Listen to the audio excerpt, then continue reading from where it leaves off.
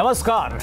प्रधानमंत्री नरेंद्र मोदी विदेश यात्रा पर हैं एक बार फिर, और विदेश यात्रा में ये दूसरी बार होगा जब ये मोदी किसी मस्जिद में जाने वाले हैं। वाकई में मोदी ओमान का दौरा करने वाले हैं और इस दौरान वो एक मस्जिद भी जाएंगे। सबसे खास बात ये कि ओमान में इखलौती ऐसी मस्जिद जो गैर मुसलमानों के लिए खुली रहती है। इसकी खूबसूरती को देखने के लिए लोग यहाँ दूर दूर से आते हैं। शानदार नक्काशी, भव्य परिसर, मन को मोह लेने वाले खूबसूरत झूमर, जमीन पर बिछे शानदार कालीन, ये है ओमान की सुल्तान काबोस ग्रैंड मस्जिद, जिसे देखने के लिए दुनिया भर के लोग यहाँ पहुंचते हैं, जिसकी खूबसूरती हर किसी के लिए आकर्षण का केंद्र है। ये ओमान शहर की एकमात्र ऐसी मस्जिद है जिसके दरवाजे गैर मुस्लिम लोगों के लिए भी हमेशा खुले रहते हैं। अब पीएम मोदी ओमान का दौरा करने वाले हैं। इस दौरान वो ओमान शहर की पहचान मानी जाने वाली सुल्तान काबोस ग्रैंड मस्जिद भी जाने वाले हैं। 12 फरवरी को पीएम मोदी सुल्तान काबोस ग्रैंड मस्जिद देखने के लिए पहुंचने वाले हैं। ये एक बहुत बड़े गर्व की बात है। हिंदुस्तान में मोदी जी जब से प्रधानमंत्री बने हैं, उन्होंने देश विदेश में हिंदुस्तान की न केवल गरिमा बढ़ाई है बल्कि अपना कद भी काफ़ी ऊंचा साबित किया है। आज वो एक इंटरनेशनल लीडर के रूप में स्थापित हो चुके हैं। जिस भी देश में जाते हैं वहाँ उनकी इज्जत होती है। पहले इतनी अच्छी इज्जत अफजाई नहीं होती थी, अभी तो बहुत बढ़िया हो गया है। वैसे तो शहर में कई मस्जिद हैं, लेकिन इस मस्जिद की अपनी खासियतें हैं। मस्जिद में दुनिया का सबसे बड़ा कालीन बिछाया गया है। कहा जाता है कि ये कारपेट दुनिया का सबसे बड़ा अनडिवाइडेड कारपेट है, जिसका वजन 21 टन है। इस ऐतिहासिक मस्जिद के निर्माण में 3 लाख टन इंडियन सैंडस्टोन का इस्तेमाल किया गया।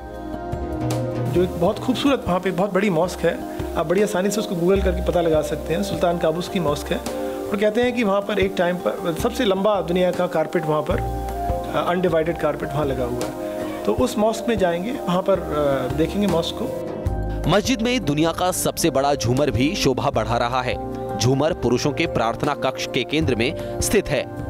ये 14 मीटर लंबा और 8.5 टन वजन का है। मस्जिद में एक पुस्तकालय भी बनाया गया है जिसमें 20,000 से ज्यादा किताबें हैं। मस्जिद का निर्माण कार्य साल 2001 में पूरा हुआ और इसको बनाने में 6 साल का वक्त लगा है। इस मस्जिद की खूबसूरती को देखने के लिए लोग हर दिन यहाँ पहुँचते हैं। इस मस्जिद का कैंपस काफी बड़ा है। ये मस्जिद 4,16,000 वर्ग मीटर के एक बड़े इलाके में फैली हुई है। सबसे बड़ी खासियत है कि इस मस्जिद में एक साथ 20,000 से ज्यादा लोग नमाज पढ़ सकते हैं। अच्छा लग रहा है। अब हमारे देश के प्रधानमंत्री हमारे इतने दूर हम लोग रह रहे हैं, हमें देखने के लिए अगर आ रहे हैं तो एक्चुअली अच्छी चीज़ है। अब बहुत अच्छा होगा कि अगर वो हम लोगों के लिए भी, मतलब ऑलमोस्ट मुझे लगता है 15 to 20% Indians as a NRI रहते हैं, तो उनके लिए भी अगर कुछ करें हमारे लिए तो बहुत अच्छा लगेगा हमको। बहुत ही अच्छा लग रहा है। ऐसे उनसे कभी पर्सनली तो हम मिले नहीं हैं, बट लेट्स सी यहाँ आते हैं तो हमारी मुलाकात उनसे होती है या नहीं होती है। ये भी कहा जाता है कि इस मस्जिद में लगे झूमर और कालीन की नकल भी हो चुकी है। बताया जाता है कि अमीरात और कतर के लोग मस्जिद देखने के बहाने यहाँ पहुंचे थे और चोरी छिपे इस मस्जिद में लगे कालीन और झूमर को मापा गया और हूबहू वैसे ही कालीन और झूमर बनाकर कई और मस्जिदों में लगा दिए गए। हालांकि इस मस्जिद की भव्यता और सुंदरता अपने आप में अलग है। इसी कारण से जब भी लोग ओमान आते हैं तो इस मस्जिद को देखने जरूर आते हैं। Team news nation. तो ओमान में प्रधानमंत्री नरेंद्र मोदी एक शिव मंदिर में दर्शन के लिए भी जाने वाले हैं। ये मस्जिद का मोतेश्वर महादेव मंदिर है। बताया जाता है कि ये मंदिर गुजरात के मर्चेंट समुदाय ने करीब 109 साल पहले बनाया था।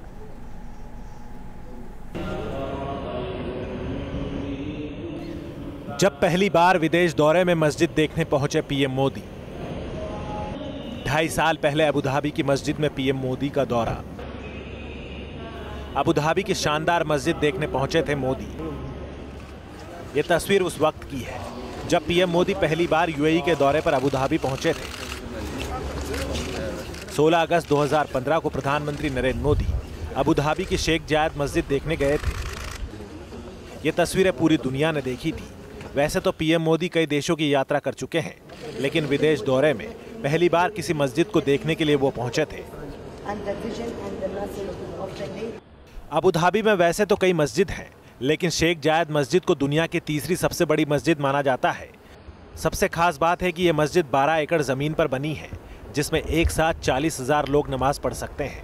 सफ़ेद रंग की शानदार मस्जिद कारीगरी का बेजोड़ नमूना है। इसकी खूबसूरती और विशाल परिसर सबको यहाँ खींच लाता है। इसे दुनिया की सबसे सुंदर मस्जिद भी माना जाता है। बताया जाता है कि मस्जिद के निर्माण के लिए मोरक्को, तुर्की, भारत, मलेशिया, चीन, ईरान, ब्रिटेन, न्यूजीलैंड और ग्रीस से कारीगर बुलाए गए थे। इस मस्जिद को बनाने में कई साल लग गए थे। मस्जिद के निर्माण में 3000 से ज्यादा लोगों ने काम किया था। 38 कंपनियों को इसके निर्माण का जिम्मा सौंपा गया था। शेख जायद मस्जिद के मुख्य हॉल में बिछा कालीन भी दुनिया का सबसे बड़ा कालीन बताया जाता है। 6000 वर्ग फीट का यह फारसी कालीन हाथ से बनाया गया है। 2 साल में इस कालीन को 1200 ईरानी महिलाओं ने रात दिन की मेहनत के बाद बनाया था। इस फारसी कालीन पर एक बार में 9000 लोग बैठ सकते हैं, जबकि सफेद रंग की इस भव्य मस्जिद के मुख्य गुंबद की ऊंचाई 75 मीटर और लंबाई 32.2 मीटर है। मस्जिद में 10 मीटर और 9 टन वजन का सबसे बड़ा झूमर भी लगा हुआ है। यही वजह है कि अबू धाबी आने वाले लोग इस मस्जिद को देखने के लिए जरूर पहुंचते हैं। Team news nation. तो मस्जिद जा रहे हैं, मंदिर जा रहे हैं प्रधानमंत्री मोदी, और जब भी वो विदेशी दौरे पर होते हैं ये मौका नहीं छोड़ते। ओमान में पीएम मोदी एक शिव मंदिर में भी दर्शन के लिए जाने वाले हैं। ये मस्कट का मोतीश्वर महादेव मंदिर है। ऐसा बताया जाता है कि ये मंदिर गुजरात के मर्चेंट समुदाय ने करीब 109 साल पहले बनाया था। देखिए जरा इस रिपोर्ट को।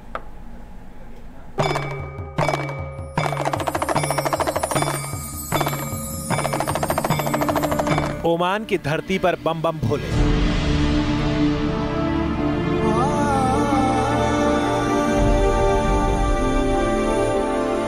मस्कट में बोल बम के नारों की गूंज।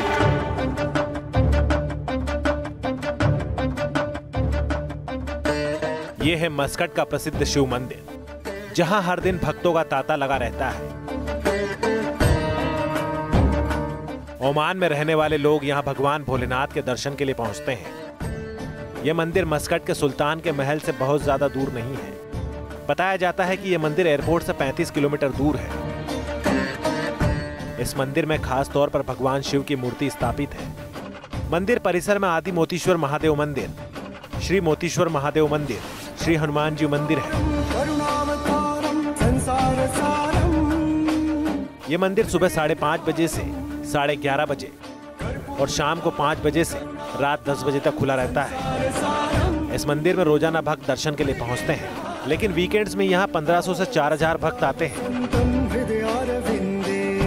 महाशिवरात्रि पर यहाँ विशेष उत्साह दिखता है। माना जाता है कि महाशिवरात्रि पर यहाँ 5000 से 15000 भक्त भगवान के दरबार में मत्था टेकने के लिए पहुँचते हैं।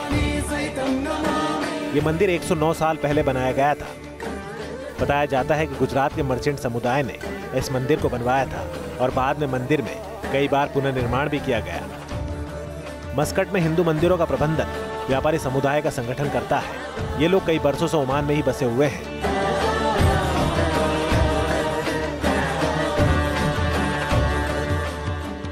इस मंदिर में वसंत पंचमी, रामनवमी, हनुमान जयंती और गणेश उत्सव बड़े धूमधाम से मनाया जाता है। News nation. तो संयुक्त अरब अमीरात में हिंदुओं की आस्था को बड़ा मान मिलने वाला है। अबू धाबी में भव्य मंदिर बनने जा रहा है, जिसकी नींव खुद पीएम मोदी ने रख दी।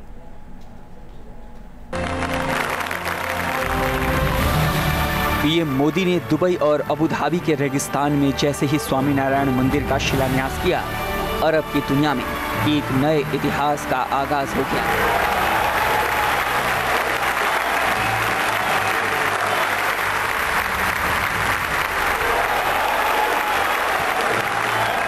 ये इलाका अभी बंजर है, लेकिन जल्द ही यहाँ पर भव्यता का दीदार होगा, आस्था का संगम होगा, श्रद्धालुओं का तांता लगेगा, क्योंकि अबू धाबी के इस बियाबान रेगिस्तान में भगवान स्वामीनारायण का मंदिर बनने वाला है,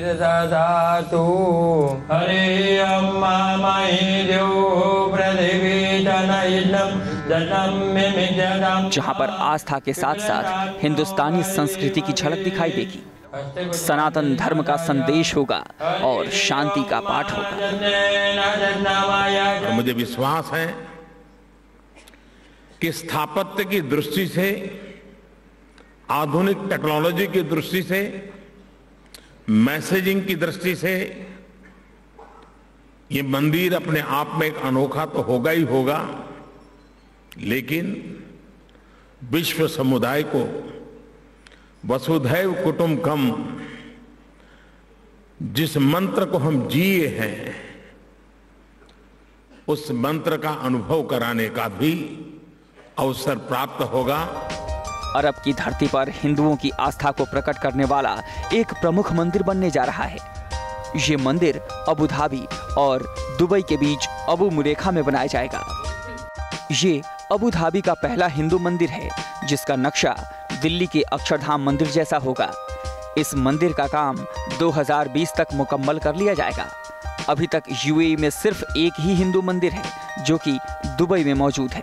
Not only on behalf of BAPS Swaminarayan Sanstha, which has been entrusted and invited by both the UAE and the government of India to build a beautiful, authentic Hindu temple, but for the entire community, it's a moment of great joy and a great moment of celebration.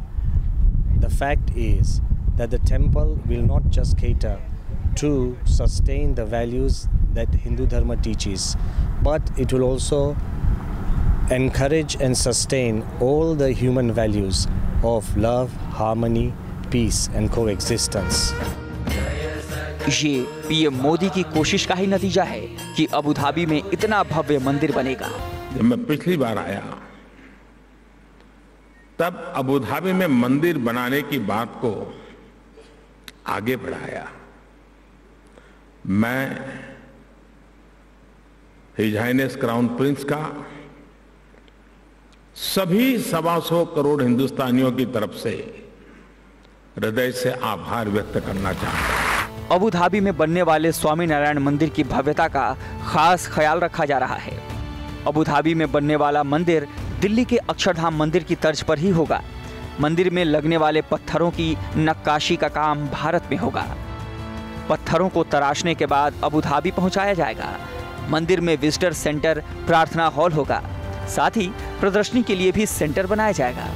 पढ़ने लिखने के लिए एक library भी होगी। बच्चों और युवाओं के लिए खेलने की जगह होगी। सभी धर्मों के लोग मंदिर में इन सुविधाओं का लाभ ले सकेंगे। पीएम मोदी ने यूएई के साथ जो गर्मजोशी दिखाई है उसी का नतीजा है कि यूएई में हिंदुओं की आस्था को मान मिल रहा है। ऐसे में यहाँ गूंजने वाले मंत्र और आरती भारत और यूएई की सहिष्णुता की संस्कृति का प्रतीक बनकर दुनिया को एक नया संदेश देते नजर आने वाले हैं। Team news nation. और उधर यूएई के क्राउन प्रिंस का एक वीडियो भी आजकल वायरल हो रहा है जिसमें उन्होंने सांप्रदायिक सौहार्द की मिसाल पेश की है। क्या है ये वीडियो और आखिर क्यों आजकल ये चर्चा में है, दिखाते हैं आपको। जय सिया राम।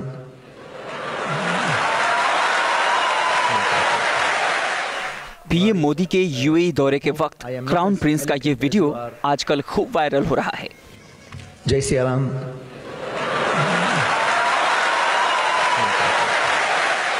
ये वीडियो 2016 का है जब अबू धाबी में मुरारी बापू की राम कथा में शरीक होने खुद यूएई के क्राउन प्रिंस मोहम्मद बिन जायद अल नाहयान शामिल हुए।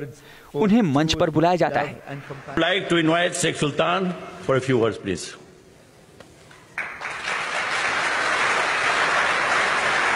बड़ी शालीनता से वो आते हैं।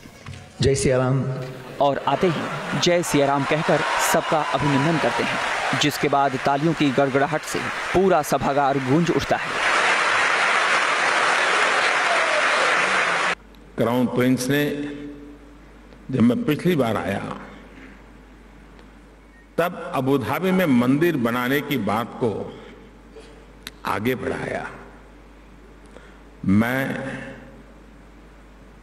हिज हाइनेस क्राउन प्रिंस का सभी 125 करोड़ हिंदुस्तानियों की तरफ से हृदय से आभार व्यक्त करना चाहता हूं।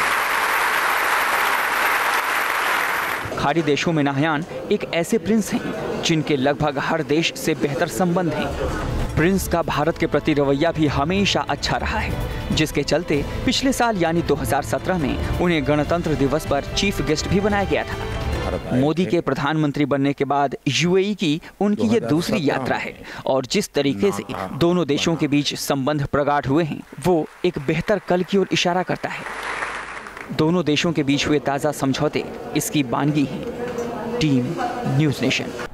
तो खास पेशकश देख रहे हैं आप। मंदिर मस्जिद मोदी ओमान की राजधानी मस्कट में पीएम मोदी का जबरदस्त तरीके से स्वागत हुआ। भारतीय समुदाय के लोग भी पीएम मोदी को लेकर जोश में दिखे। मस्कट में बसे भारतीय मूल के लोगों को संबोधित करते हुए मोदी ने कहा कि भारत दुनिया को बदलने का मादा रखता है।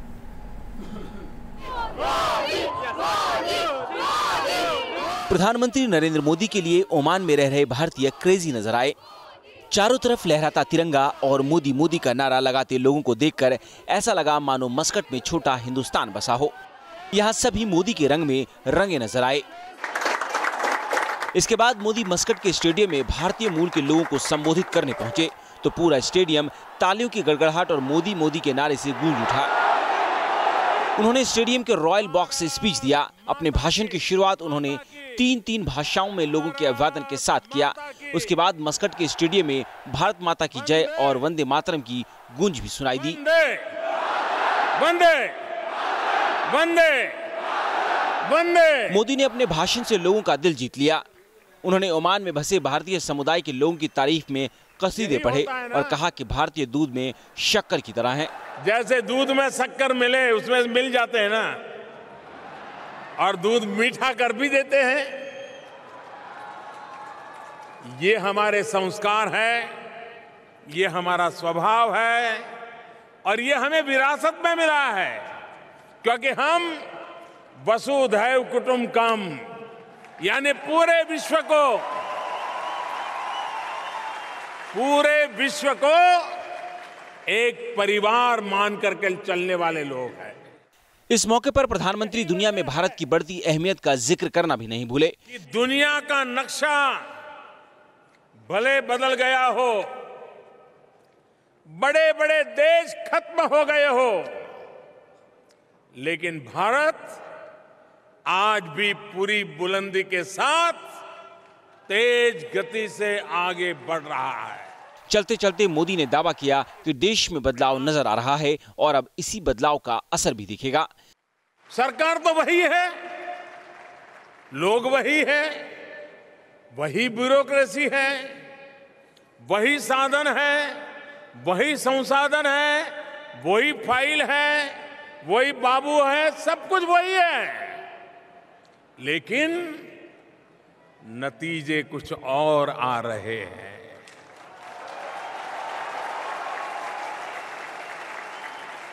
बदलाव महसूस होने लगा है। स्पीच खत्म करने के बाद PM Modi open electric car में स्टेडियम के चक्कर लगाए और वहां मौजूद लोगों का अभिवादन किया। देशी मीडिया में मोदी खूब छाए रहे।